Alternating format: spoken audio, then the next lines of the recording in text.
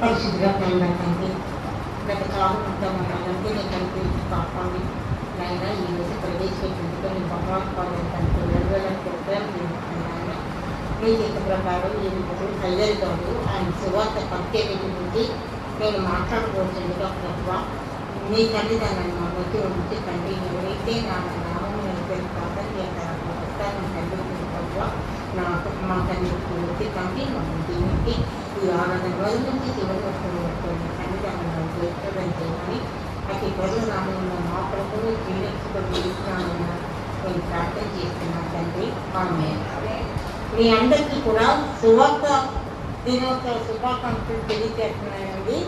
ఈ అవకాశం ఇచ్చినటువంటి మన యాజకులు అయ్యగారు మన అమ్మగారు ఇద్దరికీ కూడా నేను నిండు వందనాలు తెలియజేస్తున్నాను. వారి కుటుంబాన్ని దేవుడు సదాకాలం కాపాడి సర్వదేవుని అనుగ్రహించి ఈ సువార్త పరిచర్యను శాశ్వతకాలం కొనసాగించాలని దేవాది దేవుని కోరుకుంటున్నాను. మరి ఇప్పుడు మనం అయ్యర్ గారి గురించి మాట్లాడుకుందామండి.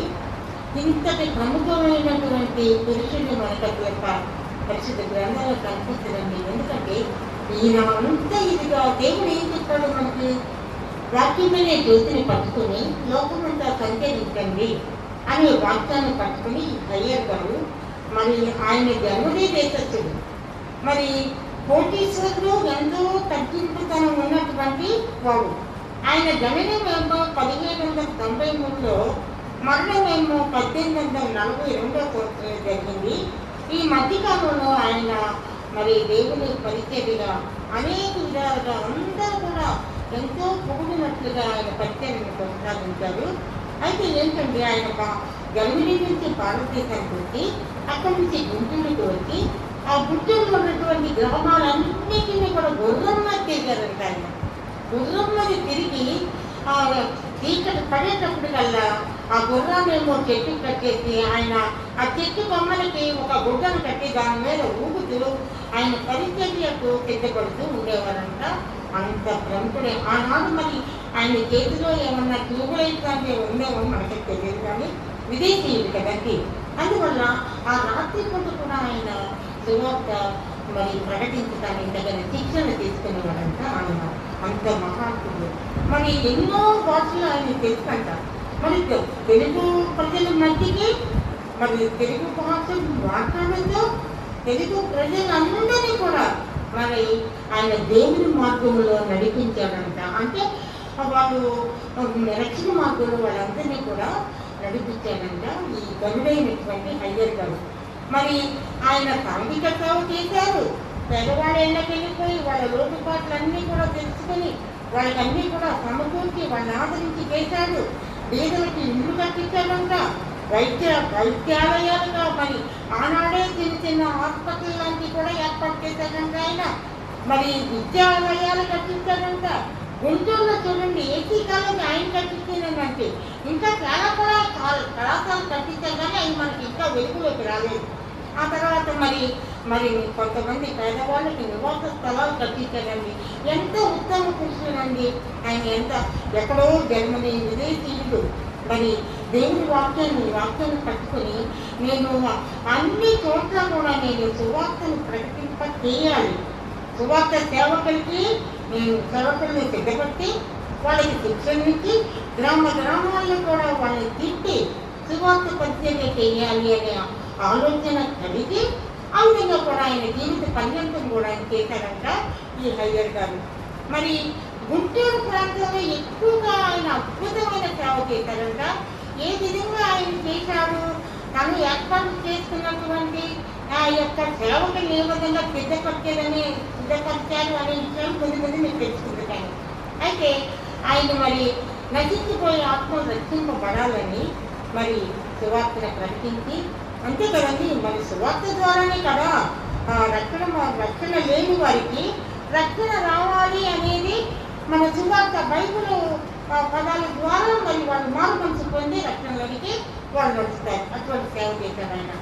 మరి ఇంకా ఏం చేశారంటే కొన్ని వందల మందిని మరి రక్షణలోకి ఆయన నడిపించాడు. ఆయనే కాదు, తను ఏర్పాటు చేసుకున్నటువంటి సువార్త బోధకులందరితో కూడా ఆయన రక్షణ మార్గానికి నడిపించాడంటే మరి ఏపీ కళాశాలలో 100 కొద్ది విద్యార్థులు చదివి ఉన్నత స్థానాలు పొంది వాళ్ళు విదేశాల్లో కూడా తెలుగు జీవితాన్ని ఏర్పాటు చేస్తున్నారంట. ఇది కాదు, ఇంకో కళాశాల కూడా కట్టారట. మనకు అంత తెలియదు కానీ మరి ఇక్కడ గుంటూరులో ఒక దేవాలయం కట్టించారంటే మీరు ఎవరైనా చూస్తే మరి దేవాలయం కట్టించారంట. అక్కడ ఆయన ఉండి ఆ దేవాలయంలో సువార్త వచ్చిపోయే వాళ్ళందరికీ సువార్త చెప్పుకుంటా పోతా వచ్చాడంట. ఆయన ఎంత పట్టుదల అంటే విదేశీయుడు, కానీ మన దేశీయుడు కూడా కాదు, విదేశీయుడికి తెలుగు ప్రజల మీద ఎంత మక్కువ అండి, ఎంత మమకారం అండి, వాళ్ళని నటించిపోయి ఆత్మను రక్షించాలని ఎంత తపనండి ఆయనకి. మరి ఇటువంటి వారిని మనం అందరూ కూడా మార్గదర్శకులుగా మనం తీసుకోవాలి. మనం కూడా ఆ విధానాలను అనుసరించాలి. ఎవరైనా రక్షణ మార్గంలో ఉండకపోతే వాళ్ళకి సువార్త మాటలు, బైబిల్ మాటలు చెప్పి వాళ్ళ రక్షణ మార్గంలో మనం కూడా నడిపించవచ్చు.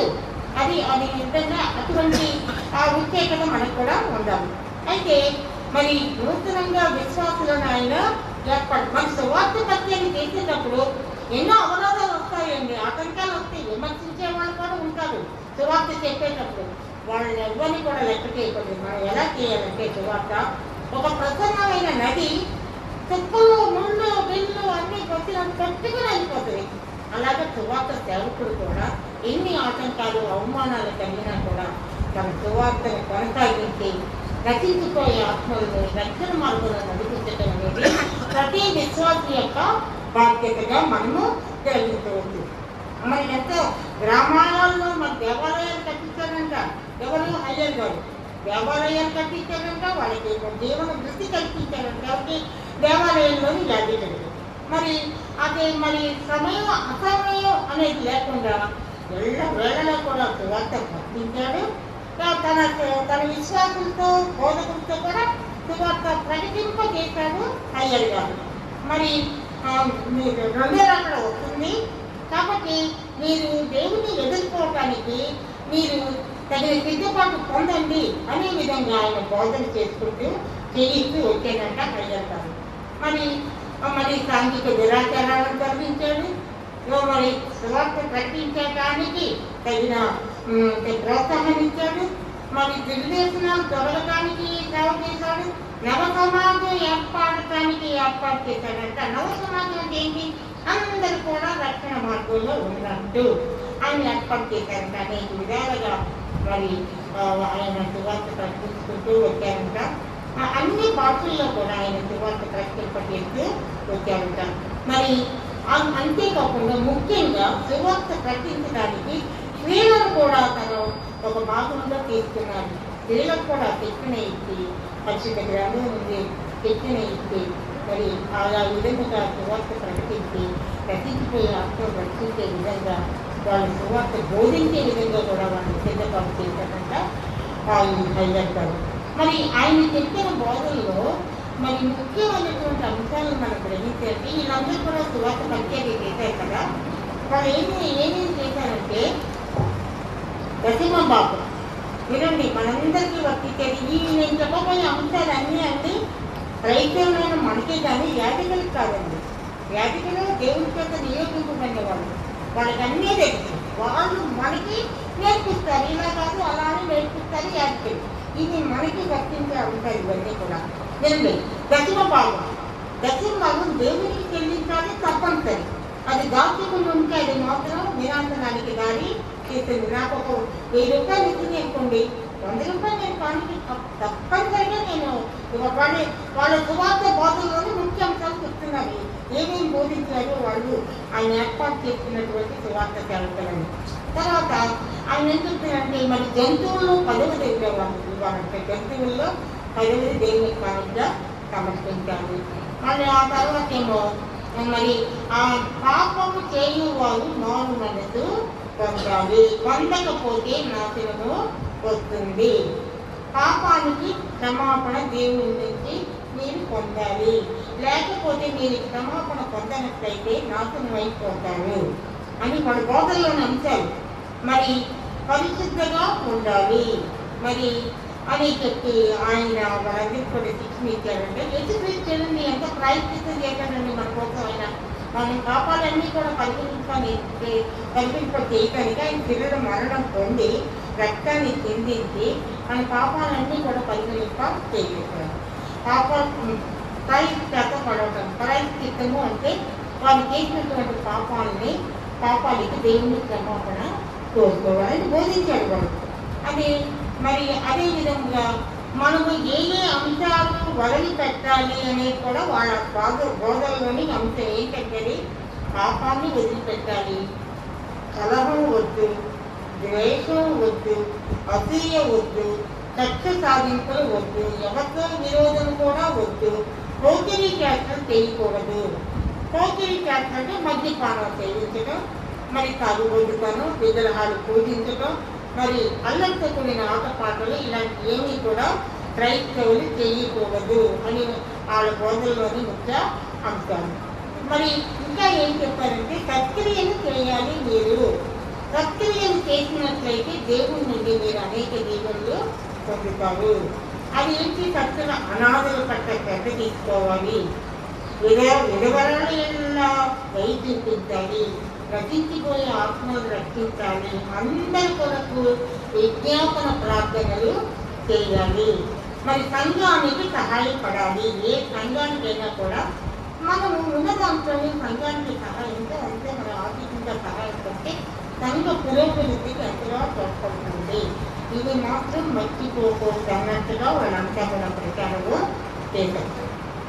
మరి ఆ తర్వాత ఏం చెప్పారంటే వాళ్ళు మరి మరి ఈ స్నేహితులు అనేవాళ్ళు ఎలా ఉండాలంటే మనకి మేలు కోరేవాళ్ళుగా స్నేహితులు ఉండాలి, వీలు కోరేవాళ్ళుగా ఉండకూడదు, వెనుకోటు కొట్టేవాళ్ళుగా వాళ్ళు ఉండకూడదు. దేవుని ఆరాధించాలంటే మనం ఏం చేయాలంటే వాక్యాన్ని శ్రద్ధగా మాట్లాడద్దు. దేవాలయము దేవుడు సంచరించే ప్రదేశం నేనేమో అన్నా అందరికీ అది మాట్లాడుతున్నానా? మీకు ఇష్టం బయట పెట్టుకోండి అండి. దేవుని ఆరాధించే విధం ఏంటంటే వాక్యాన్ని శ్రద్ధగా చదవాలి, వాక్యమును బోధించడం కూడా చెయ్యాలి, వాక్యాన్ని బోధించాలి. మరి కీర్తనలు పాటలు పాడాలి. మనం పడుతున్నాం కదండి, కీర్తనలు పాటలు కూడా ఇవన్నీ మనం అనుసరించాల్సినటువంటి అంశాలు ఏది మర్చిపోవచ్చు. ఆ తర్వాత ప్రార్థన, విజ్ఞాపన ప్రార్థన చేయాలి. మన గురించే కాదు, ఇతరుల గురించి కూడా, అందరి గురించి అందరి బాగుని కోరి మనం ప్రార్థన చేయాలి. మరి మనకు కలిగిన వాటిని పంటలు బాగా పండినా కానీ ఏదైనా సంపాదన వచ్చినా కానీ ఆలయానికి సమర్పించాలని చెప్పి వాళ్ళు చేసిన బోధనలో ఒక వంతు అది గుర్తుపెట్టుకోండి. తర్వాత మరి ఈ ప్రార్థన అనేది ఎలాంటిది? అనేక సమస్యలన్నీ కూడా తెచ్చేయాలి. ప్రార్థన చేసేవంటే ప్రభావ నాకు ఈ విధంగా నాకు భయంకరమైన శోధన వచ్చింది ప్రభావ, నా శోధన నుంచే నన్ను కలిగించే ప్రభావ అని ప్రార్థన చేసే వెంటనే దేవుడు దాన్ని అందుకుంటాడు, అందుకుని మనకు తగిన పని చేస్తాడు. కానీ దేవుడు మన ప్రార్థన ఎప్పుడు అంగీకరిస్తాడంటే మనం పరిశుద్ధులుగా ఉండాలి. మన ప్రవర్తన పరిశుద్ధులుగా ఉన్నప్పుడే మన ప్రార్థన ఆయన దగ్గరికి డైరెక్ట్ వెళ్ళిపోయి తగిన ప్రతిఫలం ఆయన ఇస్తారు. అంతేగాని మనసులో కుళ్ళు, కుసిద్ధము, ద్వేషము, పగ ఇవన్నీ అనుకోండి, అవి దేవుడి ప్రార్థన అంగీకరించడు. ఎవరికి హాని చేయకుండా ఉండటం, పరిశుద్ధ ప్రవర్తన కలిగి ఉండటం, ఆ విధంగా ఉన్నట్లయితే మనం చేసిన ప్రార్థనకు వెంటనే ఆయన జవాబు ఇస్తారు. అందులో మీకు తేడాలు. ఆ తర్వాత మరి సహోదరుని ప్రేమ, సహోదరునితో ప్రేమగా ఉన్నామని చెప్పి సహోదరుని దూషించినట్లయితే దేవుడు వారిని నాశనం చేస్తాడంటే. ఎందుకో మరి యేసుక్రీస్తు సహోదరుని గురించి ఎన్నో విషయాలు చెప్పాడు. సహోదరులు ఐక్యత కలిగించే ఎంత మనోహరం అంతే కదా. ఆ సహోదరులు ఇష్టమైన ఆయన చెప్పిన ఆజ్ఞను మనం అనుసరించాలండి.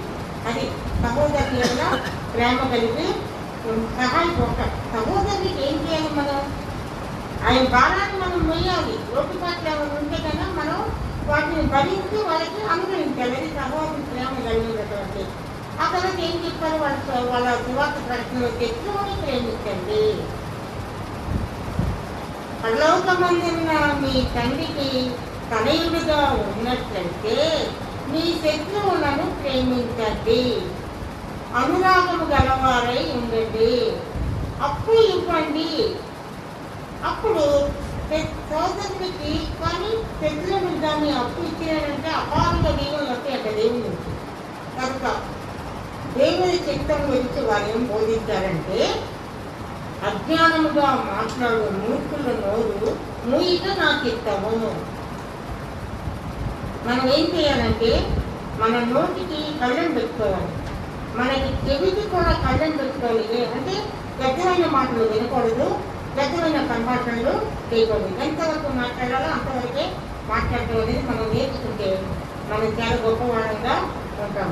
అందువల్ల అనర్థకమైనటువంటి మాటలు ఏవి కూడా కాదు, ఎంత అవసరమో అంతవరకే మాట్లాడాలి. అందుకే నోటికి కళ్ళం పెట్టుకోమని చెప్తున్నాడు దేవుడు, చెవికి కూడా వినరాని మాటలు వినకూడదని దేవుడు చెప్తున్నాడు.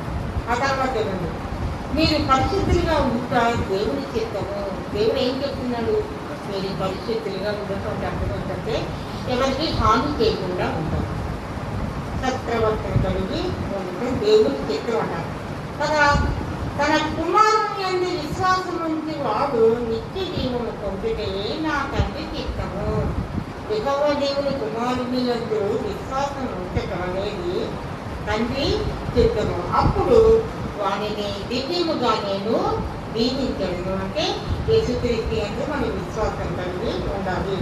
యేసుక్రీస్తే దేవుడు, యెహోవా దేవుడే, యెహోవా మా దేవుడని మనం విశ్వసించినట్లయితే మరి యేసుక్రీస్తు మనం అందరం కూడా విశ్వాసం కలిగి ఉండాలి. విశ్వాసం అంటే ఏంటంటే దేవుడు యేసుక్రీస్తే మా దేవుడు, మేము ఎదిగినా కూడా మాకు అన్ని అనుగ్రహిస్తాడు, మాకు ఆయన రక్షకుడు అని మనము నమ్మి ఆయన్ని ఆరాధించాలి.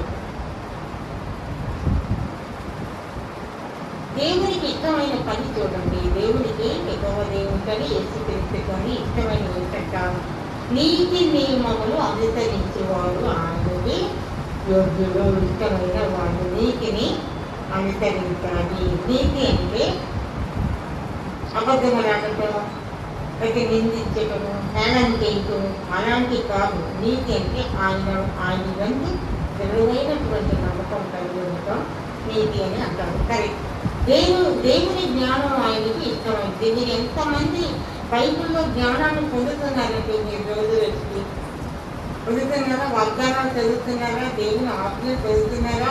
మరి ఆత్మఫలాలు చదువుతున్నారు మీరు, ఆత్మఫలాలతో జీవిస్తున్నారు మీరు. ఇవన్నీ కూడా మనం అనుసరిస్తే దేవుని దీపాలు అపారంగా మన కుటుంబాల గురించి పోతాయి. అందువల్ల దేవుని జ్ఞానం మనకు ఎక్కువ ఉంది, పరిశుద్ధ గ్రంథంలో ఉంది. ఆ పరిశుద్ధ గ్రంథాన్ని చదివితే మీకు జ్ఞానం వస్తుంది, సంతోషం వస్తుంది, సమాధానం వస్తుంది. కీర్తనలు 1లో చూడండి, యెహోవా ధర్మశాస్త్రం నందు ఆనందించుతూ దివారాత్రము దాన్ని ధ్యానించు వాడు ధన్యుడు. అతని నీటి కాలవల ఎవరైనా నాటబడింది, ఆకువాడకు తన కాలంలో ఫలముచ్చేది. వెరీ గుడ్, బాగా చెప్పారు. అందువల్ల మనం నిత్యము బైబిల్ చదువుతూ ఉంటే సమయం అసమయంలో కూడా మనం చదువుతూ ఉంటే కలిగినప్పుడు మనకి అపారమైనటువంటి దీవెని మన నుంచి మన కుటుంబం నుంచి వస్తాయి అన్నమాట. మరి ఆ తర్వాత చూడండి, దీన మనసు ఆయనకు, దీన మనసు అంటే ఆయనకు చాలా ఇష్టం. అంటే ఎవరికి? దేవుడికి. ఎదుటి వాళ్ళు భాగంలో ఉంటారనుకోండి, 4 మాటలు మాట్లాడి వాళ్ళ కరపించడం దీన మనసు. ఆపదలో అక్కడ ఉన్నటువంటి కేటాయించేట సహాయం చేయడం, లేకపోతే వాళ్ళని ఆదరించడం అనేది దేవునికి చాలా ఇష్టపడుతుంది. ఆయన ఆజ్ఞలను గైకొనాలి. ఈ ఆజ్ఞల పరిశుద్ధ గ్రంథంలో నిర్గమ 20 ఒక్కసారి చదువుతాను. నిర్గమ 20 1 నుంచి 12 వచనాలు అక్కడ తొందరగా చదువుతుంది. ఆయన ఆజ్ఞలన్నీ కూడా అనుసరించాలి, ఒక్కటి కూడా తప్పిపోకూడదు అంటారు. చదువుతాను.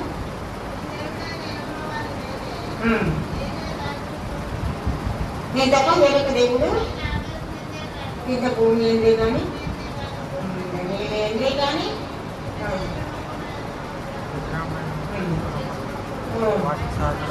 అవి పడకూడదు, విగ్రహాలను చేయకుండా అవి పడకూడదు, వ్యర్థంగా ఉచ్చరించుకోండి దేవుని నామం.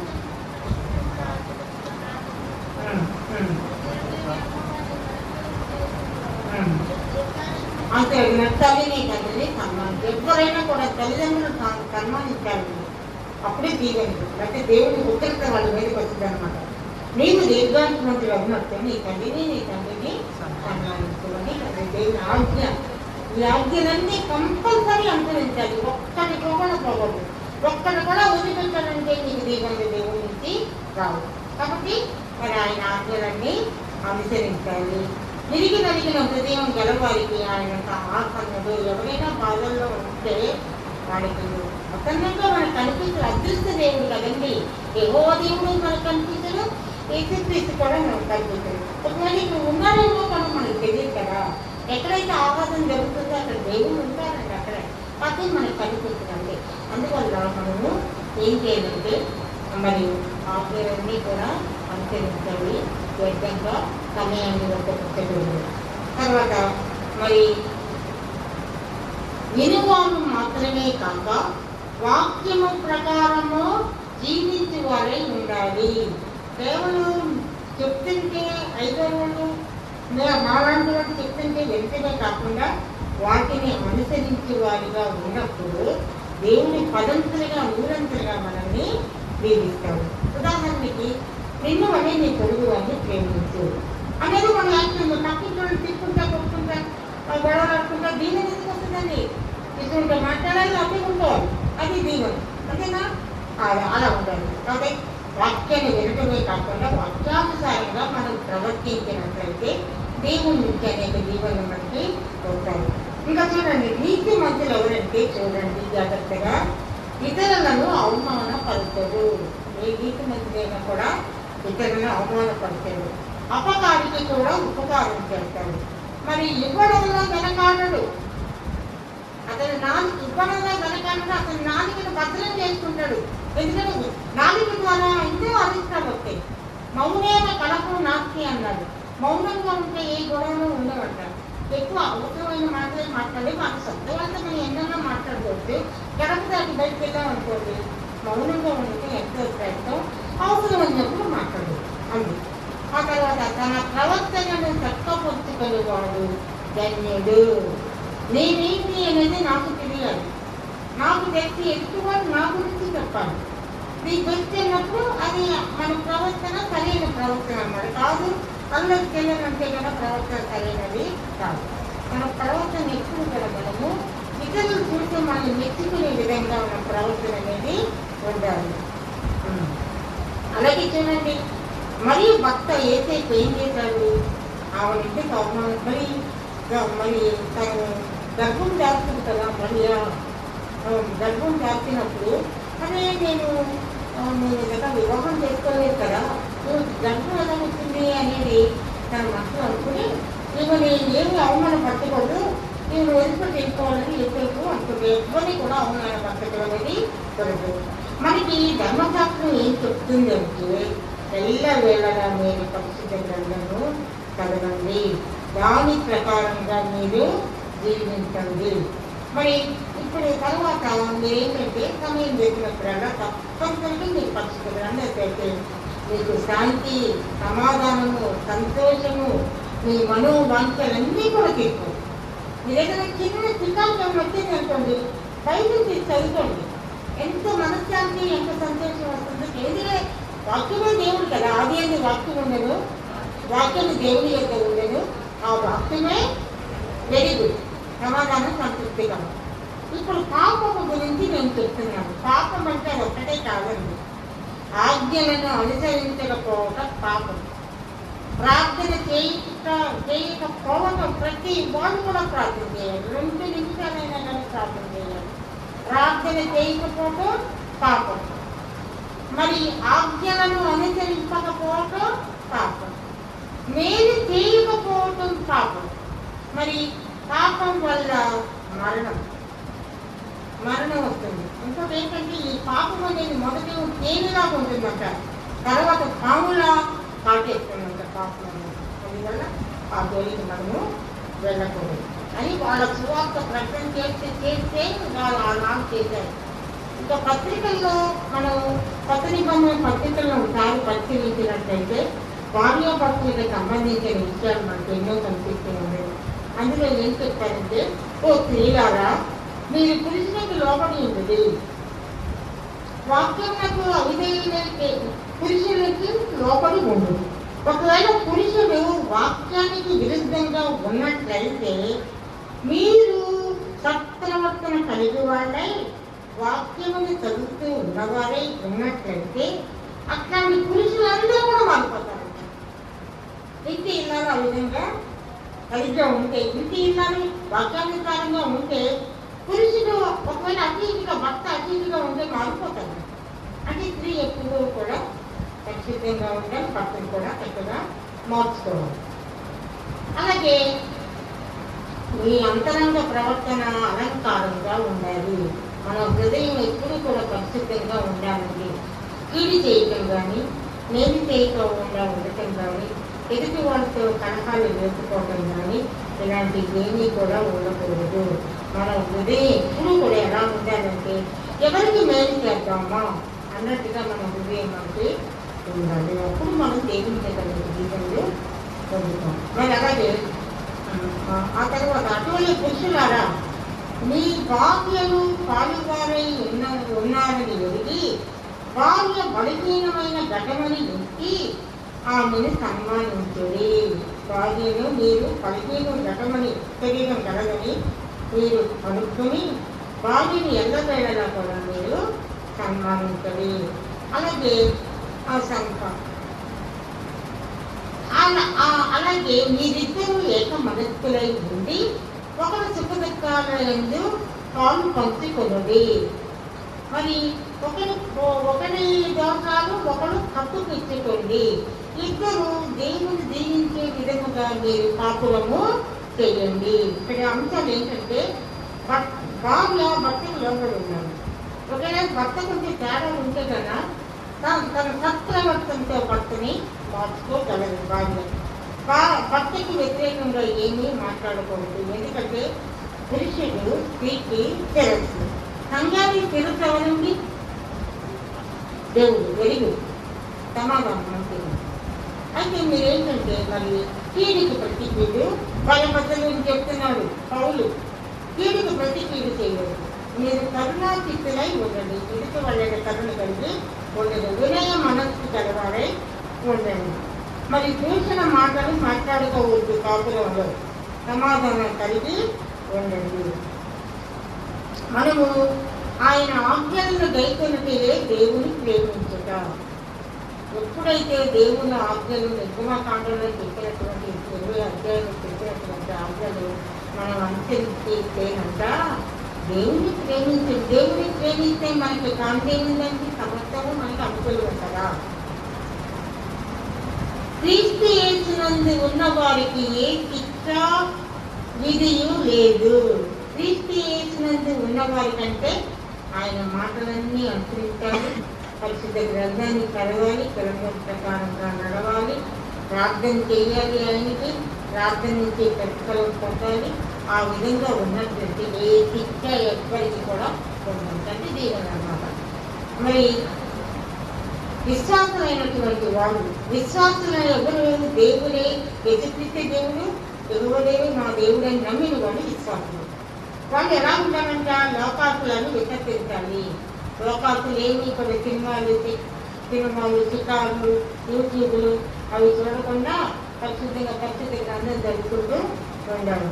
మరి దేవాలయానికి కానుకలు సమర్పించాలి. మీకు ఏది కలిగి ఉన్నా కూడా దేవాలయ పురోభివృద్ధిపై మీరు కానుకలు సమర్పించాలి. దేవుని క్రియలు చేసి రెండవ రాకడలో ఆయనకు మీరు ప్రత్యక్షము అవ్వాలి. దేవుని క్రియలు ఏంటంటే ఆయన చెప్పినవన్నీ కూడా మంచి మాటలు, అవన్నీ కూడా అనుసరించే మరి అప్పుడు రెండవ రాకడలో దేవుని మనం ఆజ్ఞాపించాలి, ఆత్మఫలాలతో ఉండాలి. మరి దేవుడు చెప్పినటువంటి మంచి విషయాలన్నీ కూడా అనుసరించాలి. ఆ విధంగా ఉన్నట్లయితే దేవుని రెండో రాకడలో భూమి మీదకి వచ్చినప్పుడు దేవుని ఎదుర్కొన్నట్టు ధైర్యం ఉంటుంది. దేవునికి అవిధేయమైన పనులు ఏమి కూడా మనము చేయకూడదు. ఎందుకంటే ఏనాడు వస్తామో దేవుని రెండో రాకడ భూమి మీద ప్రత్యక్షం అవుతాడో మనకు తెలియదు. అందుకని మనకి ఎప్పటికప్పుడు మన సిద్ధపాటు కలిగి ఉండాలి. మంచిగా ఈ విధమైనటువంటి అంశాలన్నీ కూడా మీరు ఆచరించాలి. స్త్రీలు ఎప్పుడు కూడా మర్యాద కలిగి ఉండాలి అని చెప్తున్నారు. ఎవరు? పౌలు. మీరు మీ సొత్తు కాదు, విలువ పెట్టి కొనబడిన వారు, అంతే కదా. విలువపెట్టి కొనడం దేవుడి పని. అదేంటి 30 నారాల కోసం ఏసుక్రీస్తు అమ్మేస్తారు కదా. ఆ ధర మనం ఆయన చేత సృష్టింపబడ్డాం కాబట్టి మనము విలువ పెట్టి కొనబడిన వారు అనమాట. భార్యాభర్తల బంధము చాలా పవిత్రమైనది.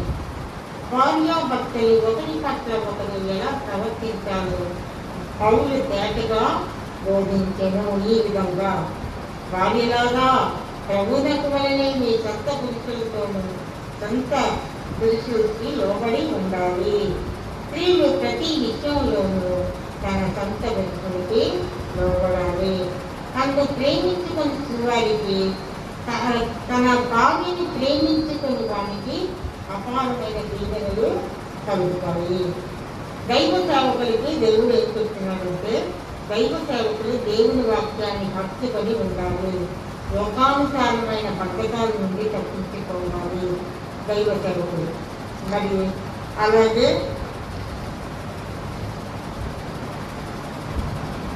మనం చివరిగా చెప్తున్నట్లయితే కొన్ని అంశాలు మనకి అర్థం. ఏంటంటే మనము నీతి న్యాయాలు అనుసరించాలి, అబద్ధములు ఆడకూడదు, ఆజ్ఞలు గైకొనాలి, ఉపకారం చేయాలి, నిత్యం ప్రార్థన చేయాలి, తగ్గింపుతనం ఉండాలి, శ్రమ పడాలి, కాలాన్ని ఉపయోగించాలి, జాలి, దయ, శుద్ధగతి ఒకరిలో ఒకరు సహంతో ఉండాలి, జ్ఞానం సంపాదించుకోవాలి, దైవ జ్ఞానం సంపాదించుకోవాలి. దేవుని దృష్టిలో అపవిత్రమైన ఏంటంటే మరి దురాలోచనలు, జాడత్వము, దొంగతనము, నరహత్యలు, మత్సరము, కామ వికారాలు, అహంకారం, ఇవన్నీ కూడా దేవుని దృష్టిలో అపవిత్రమైనది. వాళ్ళందరూ కూడా సువార్త సేవకులని ఈ అంశాలన్నీ కూడా బోధించుకుంటూ పెట్టారంట. అది ఎందుకు? రక్షణ లేని వారికి రక్షణ కల్పించే నిమిత్తమై ఈ బోధనలన్నీ కూడా వాళ్ళు గ్రామాలకి తిరిగి, అన్ని ప్రాంతాలకి తిరిగి వాళ్ళు బోధిస్తే అనేక మంది, లక్షల మంది ప్రజల్ని వాళ్ళు రక్షణ మార్గంలో నడిపించారంట. ఇటువంటి అంశాలన్నీ కూడా చెప్పి మరి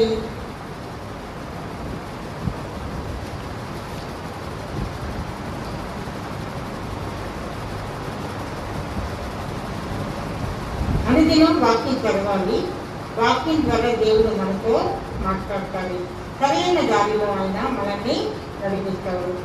నా నిమిత్తము జనులు మేము హింసించి మీ మీద అబద్ధంగా చెడ్డ మాటలు పడుతున్నప్పుడు మీరు బందీలు సంతోషించి ఆనందించి రేపు పర్లోకమంది మీ ఫలము అధికమని దేవుడు చెప్తున్నాడు. ప్రభువు నామముని బట్టి ఎవరైతే ప్రార్థన చేస్తారో వాళ్ళు రక్షింపబడతారంట. ప్రభువుని, ప్రభువా ఇది నాయన నా సమస్య, ఈ సమస్యను తీర్చి తండ్రి నాకు సంతోషాన్ని కలిగిచేయాలి మనం ప్రార్థన చేసినప్పుడు వాళ్ళు రక్షింపబడతారు. ఎక్కడంటే రోమా 10:13లో ఉంది. రోమా 10:13. ధర్మశాస్త్ర గ్రంథాన్ని బోధింపక తప్పిపోకూడదు, బోధించాలి సాధ్యమైనంత వరకు.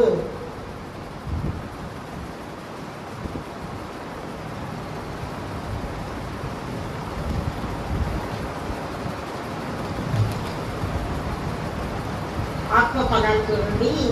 ఈ ఆత్మ ఫలాలతో అనుదినం మనము నడవాలంట. ఒకటి గలతీ 5:22 ఒకసారి చూడండి. గలతీ 5:22.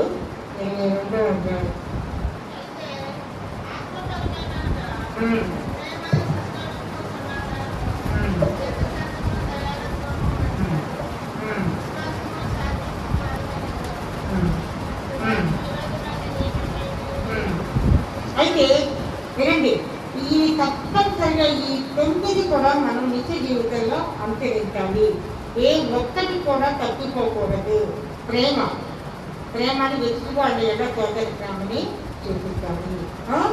మరి దేవుడికి యేసుక్రీస్తుకి ఎంత ప్రేమ లేకపోతే పాపాత్ములైనటువంటి మన మనుషుల్ని ఆదాము ద్వారా సంకరించిన పాపాలను పరిహరించే నిమిత్తం యేసుక్రీస్తు తండ్రి చేత భూమి మీదకి దింపబడి మరి తను పాపాలు పరిగణించే శిలువ శిక్షను భరించి రక్తం కాల్చి మన పాపాలన్నీ కూడా ఆయన క్షమింపదు. రక్తానికి పాపానికి పరిహారం రక్తం చిందించడం, అది యేసుక్రీస్తు చేశాడు. మన పాపాలన్నీ కూడా ఆయన పరిహరించాడు. మరి సంతోషం మనకు ఎలా వస్తుంది? యెహోవా ధర్మశాస్త్రమునందు ఆనందించుతూ దివారాత్రము దాన్ని ధ్యానించేవాడు ధన్యుడు. అది నీటి కాలువలో వారిని నాటబడింది, ఆకువాడకు తన కాలంలో కలిగించే చెట్టు వలె సంతోషం ఆ విధంగా బైబిల్ చరిత్ర మనకి వస్తుంది. అది చేయాలి. అలాగే సమాధానం ఎలా వస్తుంది? ఇది కొంతమంది గొడవలు పడుతున్నారంటే వాళ్ళు మధ్యలో పెట్టి వాళ్ళు సమాధానం పడతారు. అది సమాధానం. దేవుడు చూడండి యేసుక్రీస్తు మనకి మరి ఎప్పుడైతే ఆదాము ద్వారా జనులందరికీ కూడా పాపం సంక్రమించిందో అప్పుడు మళ్ళీ దేవుడితో మరి ప్రజలకి సంబంధం ఏర్పాటు చేయాలని యేసుక్రీస్తు శిలువ మరణం పొంది ప్రజలందరినీ కూడా పునీతులతో చేసి మళ్ళీ తిరిగి దేవుడితో ప్రజలకి సంబంధం ఏర్పాటు చేశాడు. అదేంటంటే సమాధానం అంటే మరి దీర్ఘశాంతం అంటే ఎక్కువ శాంతి వహించాలి. మరి దయాలక్ష్యం అంటే ఇతరుల దయ కలిగి ఉండాలి. మంచితనం అంటే మంచి సమరిని వల్ల మంచిని ప్రదర్శించాలి. విశ్వాసం అంటే యేసుక్రీస్తే మా దేవుడు, యెహోవా దేవుడు అని విశ్వసించాలి. సాత్వికం అంటే మనం దయా స్వభావం కలిగి ఉండాలి. ఆశానికం అంటే మన కోరికలన్నీ కూడా మనము పరిష్కరించాలి. ఒక పాట పాడైతే నేను ప్రశ్న ముగిస్తాను. ఇది కోదేవా నా జీవితం ఆకాశమస్తకం నీ అంకితం శరణం నీ శరణం శరణం మీకు పడండి నీ శరణం ఇది కోదేవా నా జీవితం ఆకాశమస్తకం నీ అంకితం నీ పాదముల చెంత చేరి నీ చిత్తము ప్రకటింప నీకు నీ దివ్యసేవిమతగి నీ సువార్త ప్రకటింప నీకు ఆగిపోక సాగిపో సాగనిమ్ము ప్రతి చోట నీ సాక్షిగా ఉండనిమ్ము ఇదిగో దేవా నా జీవితం ఆపాదమస్తకం నీకంకితం ప్రభు నీదు దివ్య పలుకులు సువార్తగా ప్రకటింప నిన్ను విస్తార పంట ఫలము నుండి నీ కష్టించి పలికేయ నిన్ను ప్రేమ క్షామ కాలమైనా నీవు గణపవచావు పనిమయా నటించు ఆత్మలను నీ దరిచేస్తు పనిమయా ఇదిగో దేవా నా జీవితం ఆపాదమస్తకం నీకంకితం పరలోక దర్శనము కొరకై నన్ను నడిపింపుము రక్షకా విలువైన నీ దివ్య పిలుపుకు నీ తగినట్లు దీవింప నీకు కొరకై ప్రజల దివ్య పరిస్థితి నిమ్మయా ప్రతి చోట నీ సాక్షిగా ప్రభువానందనిమ్మయా ఇదిగో దేవా నా జీవితం ఆపాదమస్తకం నీకంకితం. ఒక చిన్న సాక్ష్యం చెప్పేసి అయ్యారండి, ఒక చిన్న సాక్ష్యం చెప్పేసి నా ముగిస్తాను ప్రసంగం. మనం ఏమైందంటే 22వ తారీఖున మాకు చిన్న చర్చ అనుమతించండి. ఈ వాక్యాన్ని ఇచ్చినందుకు మిమ్మల్ని మీ కుటుంబాన్ని దేవుని సదాకాలము ఆశీర్వదించి కాపాడుదాక యాజకుల కుటుంబాన్ని సర్వదా కాల్చి కాపాడడానికి సర్వ జీవన అనుగ్రహించి మా వంటి వార్త సువార్త ప్రకటించడానికి ఇంకా సిద్ధపాటు చేయాలని అతి త్వరలో నేను మా కుటుంబం చూస్తున్నామని వేడుకుంటున్నాను. అందరికీ వందనాలు. పైగలం